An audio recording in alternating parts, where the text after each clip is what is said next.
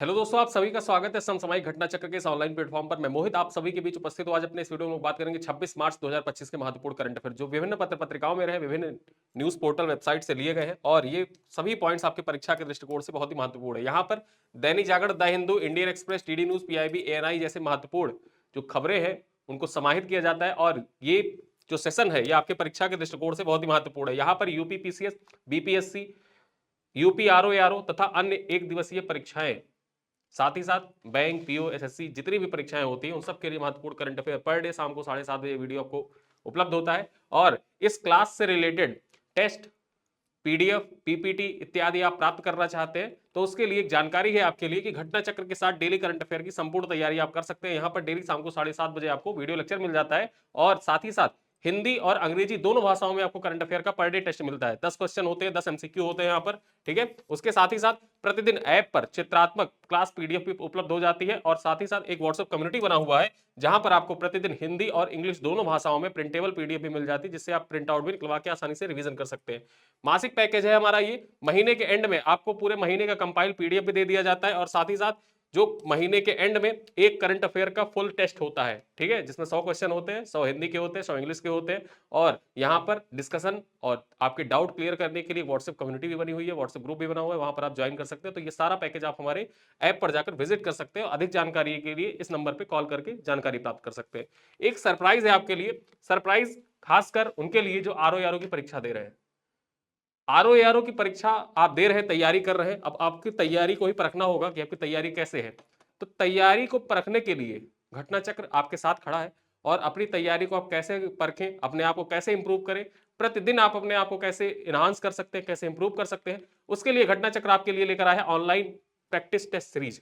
ठीक है, RO online practice test series है। ये 50 सेट की अनूठी श्रृंखला है और इसके बारे में अनाउंसमेंट बहुत जल्द ही आपके बीच में की जाएगी। आलोक सर एक वीडियो के माध्यम से इसके बारे में संपूर्ण जानकारी आपको देंगे। ठीक है, इसको आप धैर्य बनाए रखिए। अभी थोड़ी देर बाद या फिर कल इसके बारे में संपूर्ण जानकारी, कैसे आप इसको परचेज कर सकते हैं, कैसे कैसे इसमें आप खुद को एनरोल कर सकते हैं, कैसे आप जाके टेस्ट ऑनलाइन दे सकते हैं, अपनी लाइव रैंकिंग दे सकते हैं, ऑल इंडिया रैंकिंग के साथ ये पूरा जो प्रैक्टिस सेट है, ये पूरे प्रैक्टिस सेट आपको ऑनलाइन माध्यम में मिल जाएंगे। ठीक है, चलिए, ये थी एक जानकारी, एक सरप्राइज था आपके लिए जिसका अनाउंसमेंट मैंने कर दिया है। इसके बारे में डिटेल जो है वो आलोक सर आपको बताएंगे। अब हम स्टार्ट करते हैं अपने महत्वपूर्ण खबरों पर चर्चा करें। पहली खबर क्या है? कुमार मंगलम बिरला को business icon of the year का अवार्ड प्रदान किया गया है। किसको प्रदान किया गया है? कुमार मंगलम बिरला को प्रदान किया गया है और उनसे संबंधित जो पॉइंट्स हैं उनको चर्चा कर लेते हैं। तो आदित्य बिरला ग्रुप के चेयरमैन और जाने माने उद्योगपति कुमार मंगलम बिरला को business icon of the year के अवार्ड से सम्मानित किया गया है। परीक्षा में आपसे पूछ सकता है और ये बहुत महत्वपूर्ण पॉइंट है आपके लिए। ठीक है, कि business icon of the year के अवार्ड से निम्नलिखित में से किसको सम्मानित किया गया है? ठीक है, गौतम अडानी, मुकेश अंबानी, कुमार मंगलम बिरला या अन्य कोई नाम दे दे। ठीक है, तो वहां पर आप टिक करके आइएगा कि जो कुमार मंगलम बिरला है ये आदित्य बिरला ग्रुप के चेयरमैन है और इनको business icon of the year award से सम्मानित किया गया है। यहां पर चर्चा करें तो कुमार मंगलम बिरला ने नालको के एल्यूमिनियम और कॉपर कारोबार का विस्तार करने के लिए 45,000 करोड़ रुपए का निवेश की घोषणा की है। इसके साथ ही उन्होंने ईवी मोबिलिटी और अक्षय ऊर्जा को बढ़ावा देने के लिए महत्वपूर्ण घोषणाएं की है। ठीक है, तो ये पॉइंट याद रखिएगा कि जो कॉपर और एल्यूमिनियम है, कॉपर और एल्यूमिनियम का जो विस्तार है, कारोबार है, उस विस्तार देने के लिए 45,000 करोड़ रुपए के निवेश की घोषणा किसके द्वारा की गई है? कुमार मंगलम बिरला के द्वारा की गई है। अगली खबर पर चर्चा करें तो 11वीं एशियाई तैराकी चैंपियनशिप की मेजबानी करेगा गुजरात। ठीक है, भारत में भारत में आयोजित किया जा रहा है जो ये 11वीं एशियाई तैराकी चैंपियनशिप है, ये भारत में इस बार आयोजित की जा रही है। और कहां पर होगा? वेन्यू कहां पर है? तो गुजरात में इसका आयोजन किया जाएगा। यहां पर चर्चा करें, भारत पहली बार 1 से 15 अक्टूबर 2025 तक अहमदाबाद के नारनपुरी स्पोर्ट्स कॉम्प्लेक्स में 11वीं एशियाई तैराकी चैंपियनशिप की मेजबानी करेगा। ठीक है, कहां पर इसका आयोजन किया जा रहा है? तो ये 1 से 15 अक्टूबर के बीच में भारत में पहली बार आयोजित होगा। कहां पर होगा? गुजरात के अहमदाबाद में होगा। अहमदाबाद में कहां? नारनपुरी स्पोर्ट्स कॉम्प्लेक्स है, यहीं पर 11वीं एशियाई तैराकी चैंपियनशिप की आयोजन की जाएगी जिसमें तैराकी, गोताखोरी, कलात्मक तैराकी और वाटर पोलो इत्यादि गेम्स जो है वो सम्मिलित होंगे। तो ये आपके परीक्षा के दृष्टिकोण से इंपॉर्टेंट है, चूंकि पहली बार भारत में आयोजित हो रहा है इस वजह से और आपकी परीक्षा के दृष्टिकोण से इंपॉर्टेंट हो जाता है। ठीक है, याद रखना, 11वीं एशियाई तैराकी चैंपियनशिप कहां पर? अहमदाबाद में आयोजित किया जाएगा। पहली बार है भारत में आयोजित किया जा रहा है। यहां पर चर्चा करें, गुजरात सरकार और एशिया एक्वेटिक्स से भारतीय तैराकी महासंघ को चैंपियनशिप आयोजित करने की सैद्धांतिक मंजूरी मिल गई है, जिसमें जापान और दक्षिण कोरिया सहित कई देशों के तैराक भाग लेंगे यहाँ पर। ठीक है, तो ये पॉइंट याद रखिएगा। आगे देखें अगली महत्वपूर्ण खबर और आपके परीक्षा के दृष्टिकोण से मोस्ट इंपोर्टेंट। केरल वरिष्ठ नागरिक आयोग स्थापित करने वाला पहला राज्य बन गया है। देखिए, ऐसे जो इनोवेटिव कार्य होते हैं उनमें केरल बहुत अव्वल है, बहुत आगे है। ठीक है, तो वहीं पर देखा जाए तो वरिष्ठ नागरिकों के लिए एक अलग से आयोग, अलग से कमीशन बनाने वाला केरल जो है ये पूरे भारत का पहला राज्य बन गया है। यहां पर चर्चा करें पॉइंट्स की, तो केरल भारत का पहला राज्य बन गया है जिसने केरल राज्य के वरिष्ठ नागरिक आयोग अधिनियम 2025 पारित कर वरिष्ठ नागरिक आयोग की स्थापना की है। परीक्षा के दृष्टिकोण से महत्वपूर्ण हो जाता है, एग्जाम में आपसे डायरेक्टली पूछ सकता है कि हाल ही में किस राज्य सरकार द्वारा वरिष्ठ नागरिक आयोग अधिनियम 2025 पारित किया गया है। किसके द्वारा पारित किया गया है? केरल के द्वारा पारित किया गया है। ठीक है, केरल के द्वारा पारित किया गया है और इसी के साथ केरल राज्य जो है ये वरिष्ठ नागरिक आयोग स्थापित करने वाला भारत का पहला राज्य बन गया है। आगे चर्चा करें, जो ये आयोग है यह एक वैधानिक निकाय है जिसका उद्देश्य बुजुर्ग नागरिकों के अधिकारों और कल्याणों की रक्षा करना तथा नीति निर्माण में सलाहकार की भूमिका निभाना है। ठीक है, नीति निर्माण में पॉलिसी मेकिंग का कार्य करेगा ये वैधानिक आयोग। आगे चर्चा करें, यह पहल केरल की वरिष्ठ नागरिकों की सुरक्षा, पुनर्वास और सशक्तिकरण के प्रति प्रतिबद्धता को दर्शाता है। ठीक है, और इसी उद्देश्य से इसकी स्थापना की गई है। परीक्षा के दृष्टिकोण से मोस्ट इंपॉर्टेंट है, ये आपके परीक्षा में जरूर पूछा जा सकता है, इंपॉर्टेंट है ये। ठीक है, अगले खबर पर चर्चा करें, इंपॉर्टेंट है। यहां पर देखा जाए सांसदों के वेतन और पेंशन में 24% की बढ़ोतरी हुई है। जो सांसद हैं, सांसदों के वेतन और पेंशन में 24% की बढ़ोतरी की गई है। केंद्र सरकार ने 24 मार्च 2025 को सांसदों एमपीज के वेतन में 24% की वृद्धि की आधिकारिक अधिसूचना जारी की है। कब जारी की है, ये डेट जरूर याद रखना, 24 मार्च को जारी की गई है, 24 मार्च 2025 को। और कितने परसेंट की बढ़ोतरी? 24% की, यानी कि इसको याद करना आपके लिए आसान हो जाता है, 24 मार्च को 24% की बढ़ोतरी। ठीक है, आगे चर्चा करें, यह संशोधन जो हुआ है, जो बढ़ोतरी हुई है, तो यह संशोधन सांसदों के वेतन भत्ते पेंशन अधिनियम के तहत किया गया है और इसे आयकर अधिनियम 1961 लागत मुद्रास्फीति सूचकांक के अनुरूप लागू किया गया। जो ये सांसदों का वेतन भत्ता है ये सब आयकर अधिनियम 1961 के लागत मुद्रास्फीति सूचकांक के अनुरूप ही लागू किया गया है। और यहां पर देखा जाए तो यह वेतन वृद्धि अप्रैल 2018 के बाद पहली बार की गई, यानी कि अप्रैल 2018 के बाद पहली बार सांसदों के वेतन में वृद्धि की गई है। और यहां पर पॉइंट्स पर चर्चा कर ले तो वर्तमान सांसदों के लिए संशोधित वेतन कितना होगा, तो लोकसभा और राज्यसभा सांसदों का मासिक वेतन 1 लाख रुपए से बढ़ाकर कितना कर दिया गया है? 1,24,000 कर दिया गया है। ठीक है, 1,24,000 कर दिया गया है। 24% की वृद्धि हुई है, तो 24% की वृद्धि के साथ कितना हो गया है? पहले 1 लाख था, अब कितना हो गया? 1,24,000 हो गया है। ठीक है, और वहीं पर दैनिक भत्ते की बात कर ले, दैनिक भत्ते में देखा जाए तो दैनिक भत्ता कितना हो गया? पहले 2,000 था, अब बढ़ के कितना हो गया? 2,500 हो गया है। ठीक है, चलो, पूर्व सांसदों के पेंशन में वृद्धि कर दी गई है। अब यहां पर पूर्व सांसदों के जो पेंशन होता था उसमें कितनी वृद्धि हुई है? उसमें भी 24% की वृद्धि हुई है। देखा जाए तो पहले 25,000 मिलता था और इसे बढ़ाकर कितना कर दिया गया? 31,000 कर दिया है। जो पूर्व सांसद हैं, पूर्व सांसदों को वेतन जो पेंशन होती है, पेंशन के रूप में 25,000 मिलता था पहले, अब बढ़ा के कितना? 31,000 कर दिया गया है। और वहीं पर जो अतिरिक्त पेंशन होते हैं, 5 वर्षों से अधिक की सेवा के लिए 2,000 से बढ़ा के 2,500 प्रतिमाह कर दी गई है। ठीक है, और यहां पर देखा जाए तो 25% की वृद्धि हुई है। अतिरिक्त पेंशन में 25% की वृद्धि हुई है, जबकि सांसदों के पेंशन होती है उसमें 24% की वृद्धि दर्ज की गई है। चलिए अगले पॉइंट पर चर्चा करें, तो अजय सेठ भारत के नए वित्त सचिव नियुक्त किए गए हैं। ठीक है, ये पॉइंट याद रखिएगा। नियुक्ति के सेक्शन से,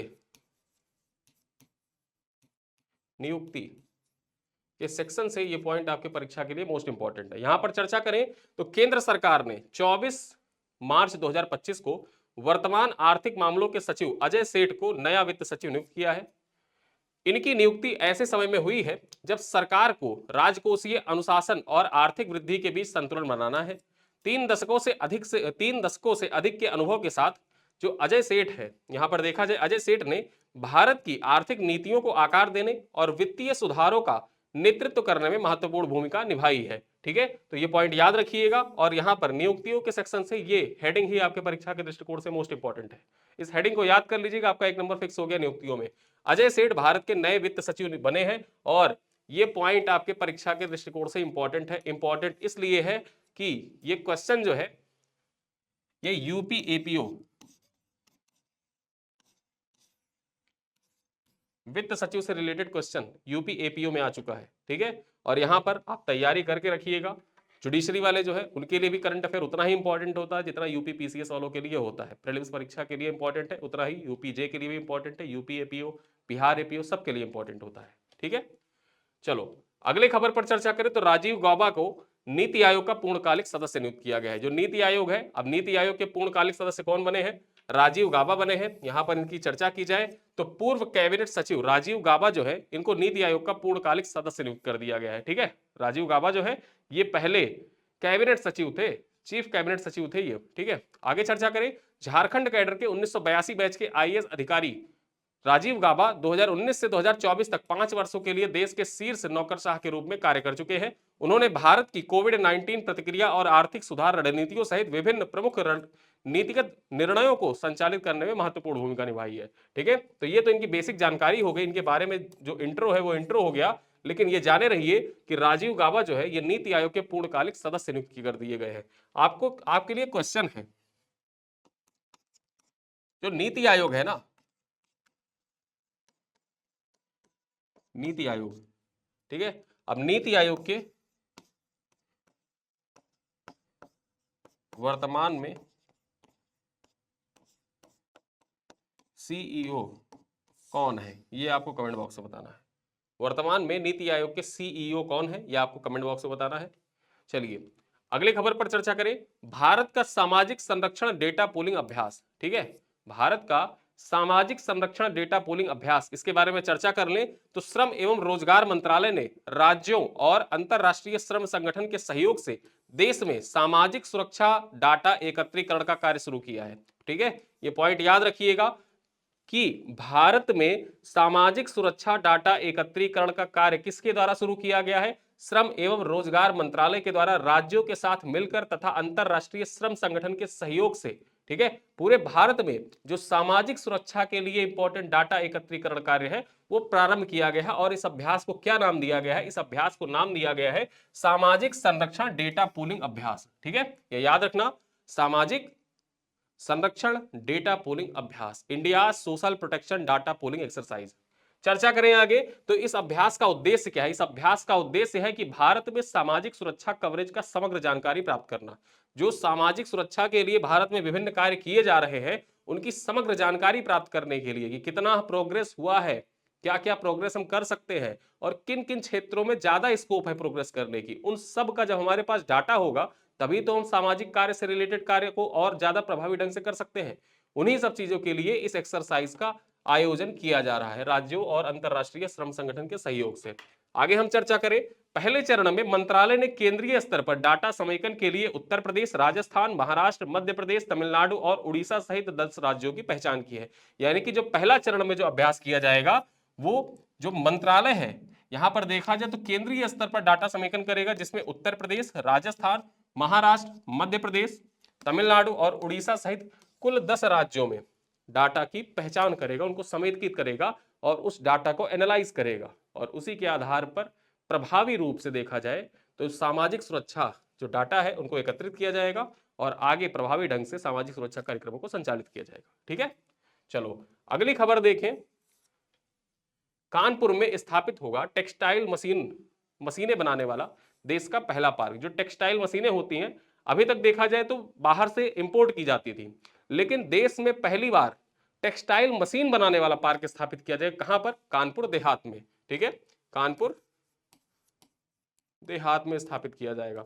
दैनिक जागरण की खबर है, चर्चा करें यहां पर तो कानपुर में देश का पहला टेक्सटाइल से संबंधित मशीनों बनाने वाला पार्क स्थापित करने की तैयारी चल रही है। यह पार्क निजी क्षेत्र में 875 एकड़ जमीन पर विकसित किया जाएगा। कहां पर विकसित किया जाएगा? यह निजी क्षेत्र में 875 एकड़ भूमि पर विकसित किया जाएगा और कानपुर के उद्यमी है सुभाष अग्रवाल। ठीक है, क्या नाम है इनका? सुभाष अग्रवाल, ये कानपुर के उद्यमी है। इन्हीं सुभाष अग्रवाल के द्वारा ये जो पार्क है, ठीक है, टेक्सटाइल मशीनें बनाने वाला पार्क है, इसको अपने 775 एकड़ जमीन पर विकसित किया जाएगा। ठीक है, और इसके बाद क्या हो जाएगा कि जो हमारी इंपोर्ट पर निर्भरता है वो कम हो जाएगी और भारत आत्मनिर्भर बनेगा। जो टेक्सटाइल सेक्टर है उसमें भारत आत्मनिर्भर बनने की ओर कदम बढ़ाएगा, जिससे क्या होगा कि जब मशीनें भी हमको इंपोर्ट नहीं करनी पड़ेंगी, मशीनें भी हमारे यहाँ की होंगी, सारा उद्योग धंधा हमारे यहाँ का होगा, तो जाहिर सी बात है कि कपड़े जो होंगे वो सस्ते होंगे। और टेक्सटाइल के लिए कानपुर जाना ही जाता है, मैनचेस्टर कहा जाता है, कपड़े और सस्ते होंगे। यहां पर चर्चा कर ले, इसकी स्थापना के लिए राज्य सरकार ने सैद्धांतिक मंजूरी भी दे दी है। जो टेक्सटाइल मशीन पार्क स्थापित किया जाएगा, इसकी स्थापना के लिए सैद्धांतिक मंजूरी राज्य सरकार के द्वारा प्रदान कर दी गई है। कानपुर में टेक्सटाइल मशीन पार्क की स्थापना हो जाने के बाद प्रतिवर्ष करीब 40,000 करोड़ रुपए के मूल्य की मशीनें विदेशों से नहीं मंगानी पड़ेगी। हर साल देखा जाए तो लगभग 40,000 करोड़ रुपए की मशीनें इंपोर्ट करनी पड़ती थी विदेशों से। वो चीन से आती थी, जापान से आती थी, अमेरिका से आती थी, ब्रिटेन से आती थी। लेकिन अब क्या होगा, जब टेक्सटाइल पार्क बनके तैयार हो जाएगा तो यहीं पर मशीनें बनेंगी, और यहीं पर मशीनें जो बनेंगी वो भारत के विभिन्न क्षेत्रों साथ ही साथ कानपुर में भी सप्लाई होंगी। और जब सप्लाई होंगी मशीनें तो सस्ते दामों पे कपड़े बनके तैयार होंगे। आप भी आराम से बैठ के यहीं पर यूएस पोलो के और अन्य ब्रांडों के कपड़े पहन के घूमेंगे। ठीक है, चर्चा करें, इनकी आपूर्ति कानपुर टेक्सटाइल मशीन पार्क से ही होने लगेगी। ठीक है, यहां पर देखा जाए तो वही पॉइंट है। चलिए अगली खबर पर चर्चा करें तो उत्तराखंड के बाद गुजरात जल्द ही लागू करेगा यूसीसी, यानी कि यूनिफॉर्म सिविल कोड लागू करने वाला दूसरा राज्य कौन बन जाएगा, गुजरात बन जाएगा। और गुजरात ने इसकी घोषणा भी कर दी है। अभी गुजरात में देखा जाए तो विधानसभा का सत्र चल रहा है, और उसी सत्र के दौरान यह घोषणा की गई कि उत्तराखंड के बाद गुजरात समान नागरिक संहिता यूसीसी लागू करने वाला देश का दूसरा राज्य बन जाएगा। और गुजरात ने यूसीसी लागू करने के लिए जो मसौदा था, उस मसौदे को तैयार करने के लिए एक कमेटी का गठन किया था। ठीक है, उसके बारे में चर्चा कर ले तो यूनिफॉर्म सिविल कोड लागू करने के लिए मसौदा तथा विचार विमर्श हेतु गुजरात सरकार के द्वारा एक कमेटी का गठन किया गया था। यूसीसी समिति की अध्यक्षता सुप्रीम कोर्ट की पूर्व न्यायाधीश, ठीक है, नाम क्या है इनका, रंजना देसाई। रंजना देसाई की अध्यक्षता में ही गुजरात के द्वारा मसौदा बनाने के लिए एक कमेटी का गठन किया गया था। ठीक है, और यहां पर देखा जाए सेवानिवृत्त वरिष्ठ आईएएस अधिकारी सीएल मीणा, अधिवक्ता आरसी कोडकर, पूर्व कुलपति दक्षेश ठाकुर और सामाजिक कार्यकर्ता गीता सराफ भी इस कमेटी में शामिल थे। यानी कि टोटल देखा जाए ये 5 सदस्यीय कमेटी थी, 5 सदस्यों वाली कमेटी थी। ठीक है, जिसकी अध्यक्षता कौन कर रही थी, सुप्रीम कोर्ट की रिटायर्ड जज रंजना देसाई अध्यक्षता कर रही थी गुजरात सरकार के द्वारा बनाई गई इस यूसीसी कमेटी की। ठीक है, और इस कमेटी के द्वारा जल्द ही अपनी रिपोर्ट प्रस्तुत कर दी जाएगी। उसके बाद यूसीसी लागू करने वाला उत्तराखंड के बाद गुजरात पहला राज्य बन जाएगा। ठीक है, चलो अगली खबर पर चर्चा करें तो भारत में अपनी पहली स्वदेशी एमआरआई मशीन विकसित की। भारत ने अपनी पहली स्वदेशी एमआरआई मशीन विकसित की है, और ये पॉइंट आपके परीक्षा के लिए मोस्ट इंपॉर्टेंट है। जैसे आ जाए भारत की पहली, जैसे भारत का पहला टेक्सटाइल पार्क कहां पे स्थापित किया जा रहा है, वो भी बहुत महत्वपूर्ण है आपके परीक्षा के लिए। भारत ने अपनी पहली एमआरआई मशीन विकसित कर ली है, ये भी आपके परीक्षा के दृष्टिकोण से बहुत महत्वपूर्ण है। यूसीसी लागू करने वाला दूसरा राज्य कौन बन जाएगा, गुजरात बन जाएगा। कमेटी कौन सी है, ये सारे पॉइंट आपके परीक्षा के दृष्टिकोण से जो जो पॉइंट आपके एग्जाम में पूछे जा सकते हैं, सिर्फ वही वही पॉइंट यहां पर आपको बताए जाते हैं। चलिए चर्चा करें, भारत ने अपनी पहली स्वदेशी एमआरआई मशीन विकसित की है, जिसे अक्टूबर तक एम्स दिल्ली में परीक्षण के लिए स्थापित किया जाएगा। ठीक है, कहां पर स्थापित किया जाएगा, एम्स दिल्ली में इसको अक्टूबर तक स्थापित कर दिया जाएगा। और इस प्रकार देखा जाए तो एमआरआई मशीन बनाने में भी भारत जो है वो आत्मनिर्भर बन जाएगा। चर्चा कर ले यहां पर, इस कदम का उद्देश्य उपचार लागत और आयातित चिकित्सा उपकरणों पर निर्भरता को कम कर रहा है। देखा जाए तो मेडिकल कॉस्ट जो हो रही है दिन प्रतिदिन भारत में बढ़ती जा रही है। मेडिकल कॉस्ट जो है भारत में दिन प्रतिदिन बढ़ती जा रही है, और उस दृष्टिकोण से यहां पर देखा जाए तो ये पॉइंट आपके परीक्षा के लिए बहुत महत्वपूर्ण हो जाता है। वर्तमान में 80 से 85% उपकरण जो होते हैं वो आयात किए जाते हैं, इंपोर्ट पर निर्भर है।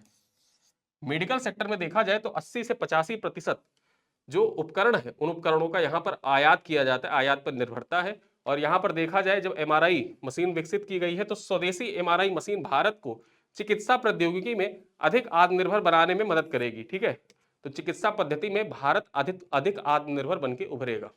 अगली खबर पर चर्चा करें, भारत और सिंगापुर के बीच ग्रीन और डिजिटल शिपिंग कॉरिडोर के लिए आशय पत्र पर हस्ताक्षर हुआ है। ठीक है, परीक्षा में आपसे डायरेक्टली पूछेगा भारत और निम्नलिखित में से किस देश के बीच में ग्रीन और डिजिटल शिपिंग कॉरिडोर के लिए एक समझौते ज्ञापन पर हस्ताक्षर किया गया या एक आशय पत्र पर हस्ताक्षर किया गया। यहां पर चर्चा कर ले, भारत और सिंगापुर ने 25 मार्च को ग्रीन और डिजिटल शिपिंग कॉरिडोर के लिए एक आशय पत्र पर हस्ताक्षर किया है।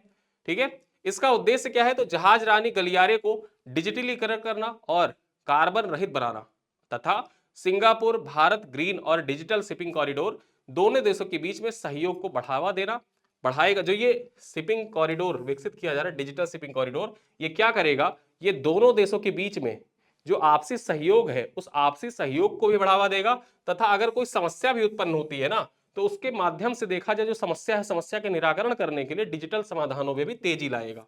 ठीक है, तो इस वजह से ये ग्रीन और डिजिटल शिपिंग कॉरिडोर जो है ये आपके परीक्षा के लिए बहुत महत्वपूर्ण हो जाता है। ठीक है, परीक्षा वहां से जरूर पूछ सकता है कि निम्नलिखित में से किस देश के बीच ग्रीन और डिजिटल शिपिंग कॉरिडोर विकसित करने के लिए एक आशय पत्र पर हस्ताक्षर किया गया। तो ये याद रखना, सिंगापुर और भारत के बीच में इसको हस्ताक्षरित किया गया है। चलिए अगली खबर पर चर्चा करें तो अल्पसंख्यकों के लिए राज्य आयोगों का सम्मेलन। अब ये जो अल्पसंख्यकों के लिए राज्य आयोगों का सम्मेलन है इसके बारे में चर्चा कर ले तो ये कब हुआ, ये 25 मार्च 2025 को हुआ। ठीक है, 25 मार्च 2025 को हुआ। कहां पर हुआ, डॉक्टर अंबेडकर इंटरनेशनल, ठीक है, जो डॉक्टर अंबेडकर इंटरनेशनल सेंटर है, कहां पर, नई दिल्ली में, वहीं पर इसका आयोजन किया गया था। चर्चा कर ले तो अल्पसंख्यक मामलों के राज्य मंत्री जॉर्ज कुरियन ने 25 मार्च को नई दिल्ली में राज्य अल्पसंख्यक आयोगों के सम्मेलन का उद्घाटन किया। परीक्षा वहां से पूछ सकता है कि राज्य अल्पसंख्यक आयोगों का जो सम्मेलन था उसका आयोजन कहां पर किया गया था, नई दिल्ली में इसका आयोजन किया गया था। ये पॉइंट आपके परीक्षा के दृष्टिकोण से इंपॉर्टेंट है। आगे चर्चा करें, इस सम्मेलन का आयोजन राष्ट्रीय अल्पसंख्यक आयोग के द्वारा किया गया था। ठीक है, किसके द्वारा हुआ था, राष्ट्रीय अल्पसंख्यक आयोग के द्वारा इसका आयोजन किया गया था। किसने उद्घाटन किया था, याद रखिएगा नाम, जॉर्ज कुरियन ने उद्घाटन किया था, जो अल्पसंख्यक मामलों के राज्य मंत्री हैं। ठीक है, कहां पर आयोजन हुआ था, तो डॉक्टर अंबेडकर इंटरनेशनल सेंटर में इसका आयोजन हुआ था 25 मार्च 2025 को।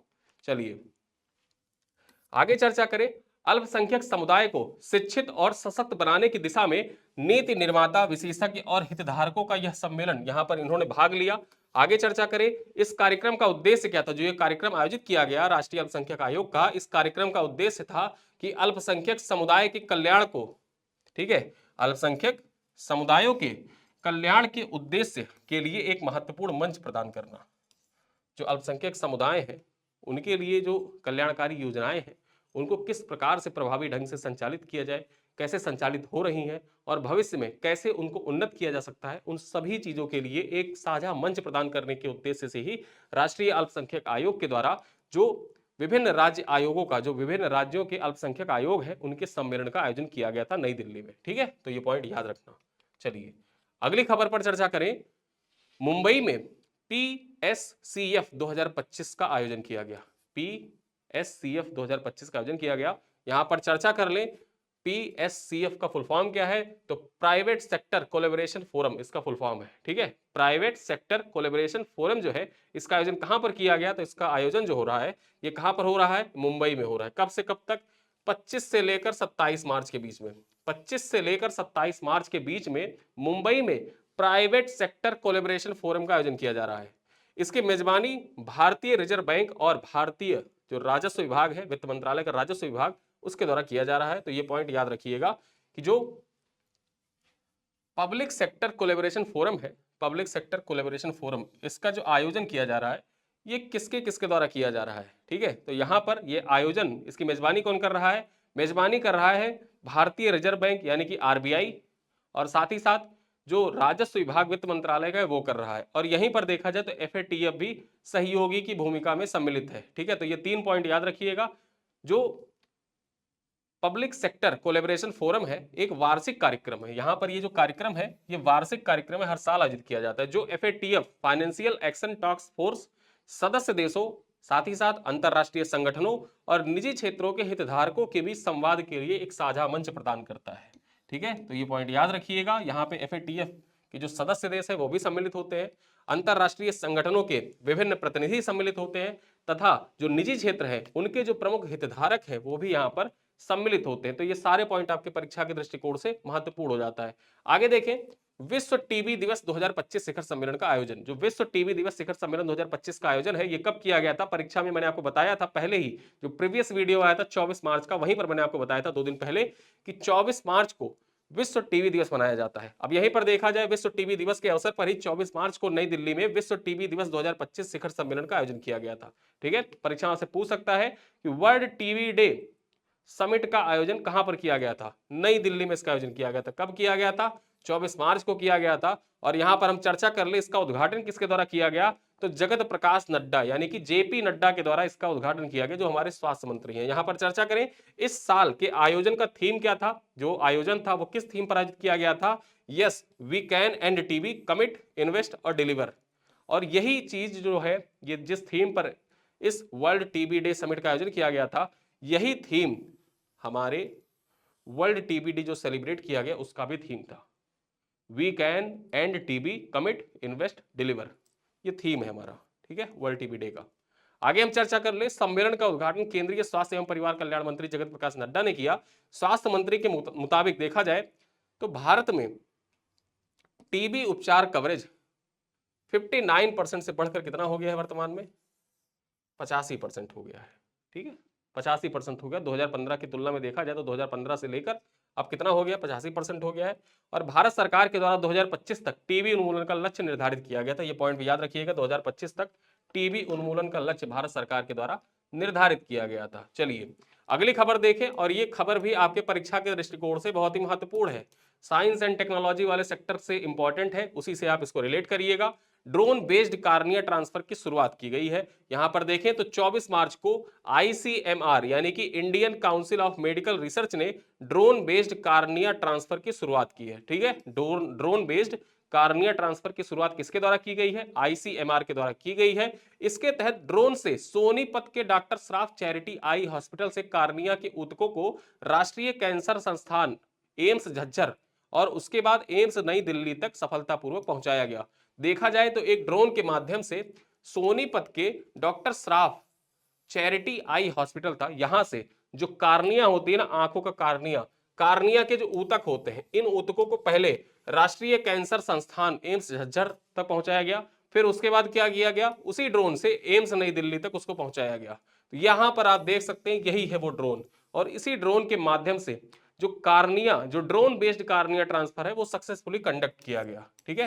तो ये पॉइंट आपके परीक्षा के लिए बहुत ही महत्वपूर्ण हो जाता है। देखा जाए तो ड्रोन टेक्नोलॉजी है, उस ड्रोन टेक्नोलॉजी का मेडिकल सेक्टर में किस प्रकार से यूज किया जा रहा है, ठीक है। और जो मेडिकल सुधार या चिकित्सीय सुधार होते हैं, चिकित्सीय सुधार से संबंधित आपके मुख्य परीक्षा में कोई पॉइंट आता है, प्रश्न आता है, तो वहां पर आप जो नवीनतम केस स्टडीज होते हैं उन केस स्टडीज के तौर पर या फिर उदाहरण के तौर पर, एग्जाम्पल के तौर पर इन सारे पॉइंट्स को आप वहां पर मेंशन कर सकते हैं कि ड्रोन बेस्ड जो चिकित्सीय सुधार है उसमें ड्रोन बेस्ड कार्निया ट्रांसफर की शुरुआत की गई। कहां से की गई थी, यहां पर आप जाने रहिए, सोनीपत से की गई। सोनीपत से पहले एम्स झज्जर में पहुंचाया गया और उसके बाद एम्स नई दिल्ली तक जो कार्निया के ऊतक है उनको सफलतापूर्वक पहुंचाया गया। और यह आयोजन आईसीएमआर, एम्स झज्जर और एम्स नई दिल्ली तथा नागरिक उड्डयन मंत्रालय के सहयोग से शुरू किया गया। जो ये कार्निया बेस्ड, जो ड्रोन बेस्ड कार्निया ट्रांसफर है, इसको शुरुआत किसके सहयोग से की गई, तो यहां पर 4 लोगों के सहयोग से हुई, 4 संस्थानों, आईसीएमआर के सहयोग से, एम्स झज्जर के सहयोग से और एम्स नई दिल्ली के सहयोग से, तथा जो नागरिक उड्डयन मंत्रालय है, भाई ड्रोन है तो जाहिर सी बात है कि ड्रोन नागरिक उड्डयन मंत्रालय के अधीन ही संचालित किया गया, ठीक है। और ड्रोन से ही कार्निया के ऊतक जो थे उसको एक जगह से दूसरी जगह तक पहुंचाया गया, ठीक, ये पॉइंट याद रखना। आज का हमारा लास्ट न्यूज क्या है, सिंगापुर मैरीटाइम वीक 2025 का आयोजन। अब जो सिंगापुर मैरीटाइम वीक 2025 है, ये कब से कब तक इसका आयोजन हो रहा है, तो यहां पर देखा जाए 24 से 28 मार्च तक सिंगापुर मैरीटाइम वीक 2025 का आयोजन किया जा रहा है। और सम्मेलन में Bharat, Singapore, France, Netherlands, Norway, पुर्तगाल भाग ले रहे हैं। कौन कौन भाग ले रहे हैं, भारत यहां पर शामिल हो रहा है, सिंगापुर, फ्रांस, नीदरलैंड, नॉर्वे और पुर्तगाल, ये यहां पर सम्मिलित हो रहे हैं, 6 देश। चर्चा कर ले तो भारत का प्रतिनिधित्व केंद्रीय बंदरगाह एवं जलमार्ग मंत्री सर्बानंद सोनोवाल के द्वारा किया जा रहा है। किसके द्वारा, सर्बानंद सोनोवाल जो है ये भारत का प्रतिनिधित्व कर रहे हैं इंडिया, जो सिंगापुर मैरीटाइम वीक है, ये पॉइंट याद रखिएगा। सिंगापुर मैरीटाइम वीक में भारत का प्रतिनिधित्व किसने किया, परीक्षा में पूछे आप टिक कर दीजिएगा, सर्बानंद सोनोवाल ने किया, ठीक है। सम्मेलन का उद्देश्य क्या है, तो सम्मेलन का उद्देश्य, जो ये सम्मेलन आयोजित किया जा रहा है, इसका मुख्य उद्देश्य ही यह है कि सभी प्रतिभागी देशों के बीच एक लचीले और बेहतर इकोसिस्टम को बढ़ावा दिया जाए, ठीक है। तो सभी जो देश हैं, उन जो सभी आपसी देश इसमें सहयोग कर रहे हैं, पार्टिसिपेट कर रहे हैं, उनके बीच में आपसी सहयोग को बढ़ावा देने के उद्देश्य से ही इसका आयोजन किया जा रहा है। अब आइए आज के जो महत्वपूर्ण प्रश्न है उन प्रश्नों पर हम लोग चर्चा करते हैं। यहां पर देखिए 2 कथन है। पहला प्रश्न है, आपको निम्नलिखित कथनों पर विचार करना है। निम्नलिखित कथनों पर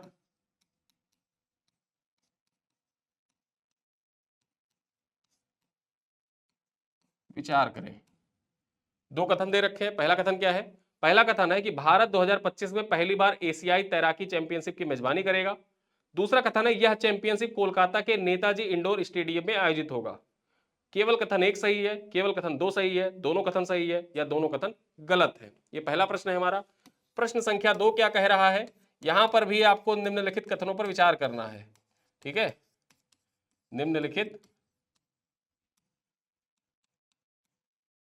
कथनों पर विचार करें, विचार करें।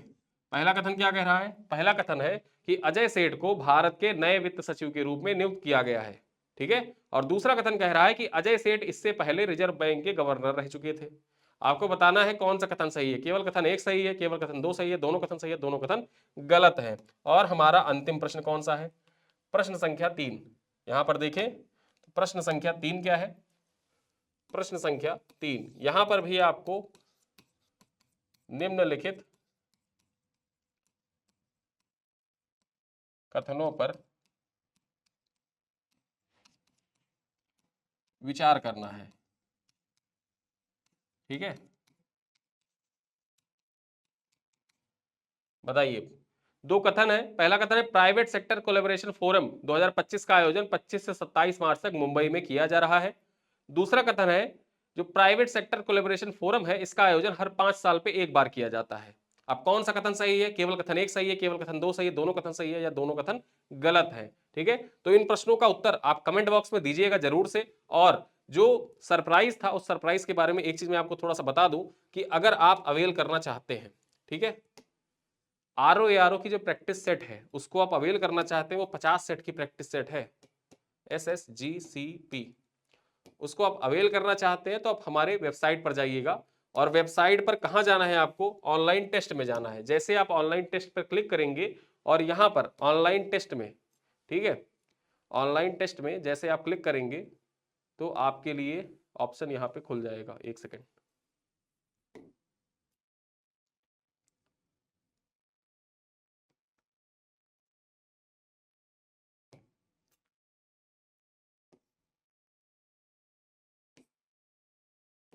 देखिए, जैसे ही आप ऑनलाइन टेस्ट में क्लिक करेंगे तो यहां पर आपको मिल जाएगा न्यू रिलीज में।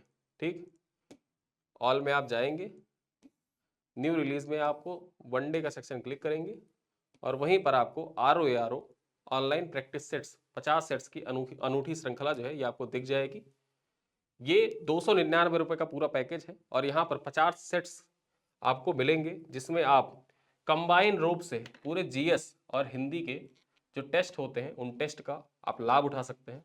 हर सेट में देखा जाए तो लगभग 50 क्वेश्चन होंगे। उन 50 क्वेश्चनों को आप जैसे पूरे दिन भर में आपने प्रैक्टिस करी, कहीं से पढ़ा, और पढ़ने के बाद रात में सोते समय या 1 घंटा आपने समय निकाला, 40 मिनट का समय निकाला, उस 40 मिनट में आप इस सेट को सॉल्व कर सकते हैं। और इस सेट से रिलेटेड जितनी अधिक जानकारी है वो अधिक जानकारी जल्द ही कल एक स्पेशल वीडियो में आलोक सर लेकर आएंगे, उसके बारे में आपको डिटेल में बताएंगे।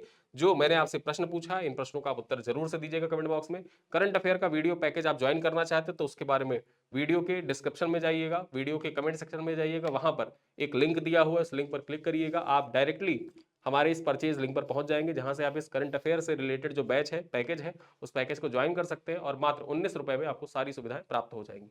ठीक है, तो इसी जानकारी के साथ ये वीडियो मैं यहीं पर समाप्त करता हूं। मिलते हैं अगले वीडियो में, तब तक के लिए धन्यवाद।